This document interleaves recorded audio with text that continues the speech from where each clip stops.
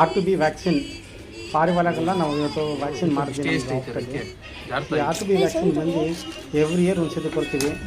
ಈ ವ್ಯಾಕ್ಸಿನ್ ಏನು ಬೆನಿಫಿಟ್ ಅಂದರೆ ಹಕ್ಕಿಗಳಿಗೆ ಕತ್ಕಾಯಿಲೆ ಬರಲ್ಲ, ಕೊಕ್ಕರೆ ಕಾಯಿಲೆ ಅಂತ ಹೇಳ್ತಾರೆ ಸುಮಾರು ಕಡೆ. ಇನ್ಫೆಕ್ಷನ್ ಸುಮಾರು ಜನ ಇನ್ಫೆಕ್ಷನ್ಸ್ ಬರುತ್ತೆ. ಇದು ಕೊಡೋದ್ರಿಂದ ನಾವು 100% ಆಗುತ್ತೆ. ನಮ್ಮ ಲಾಫ್ಟ್ ಆಮೇಲೆ ಅದನ್ನ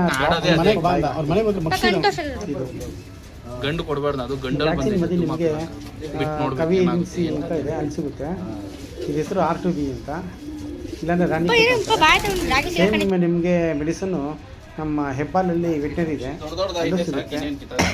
ಸೊ ಎವ್ರಿ ಇಯರ್ ನೀವು ತಾವು ಇದೇ ಥರ ಟ್ರೈ ಮಾಡ್ಬೋದು. ಪಟ್ಟಾಗಲಿಗೂ ಚಿಕ್ಕ ಚಿಕ್ಕ ಪಟ್ಟಾಗಲಿಗೂ ಕೊಡ್ತೀವಿ, ಇನ್ಫೆಕ್ಷನ್ಸ್ ಬರಬಾರ್ದು ಅಂತ.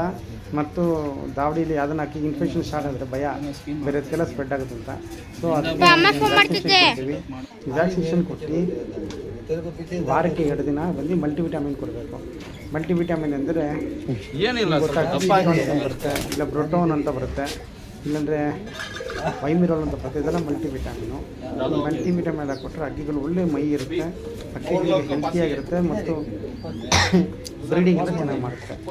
ಸೊ ತಾವು ದಯವಿಟ್ಟು ನೋಡಿ ಹೇಳಿ ನಾನು ಹೇಳ್ಕೊಡ್ತೀನಿ.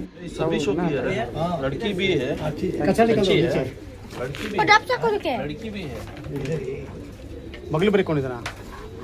ಮದುವೆ ಆಗಿದೆ? ಯಾರಿಗೆ? ರಾಜೋಗ? ಇಲ್ಲ ಇಲ್ಲ, ಎಲ್ಲ ಅಭ್ಯಾಸ ಆಯ್ತು.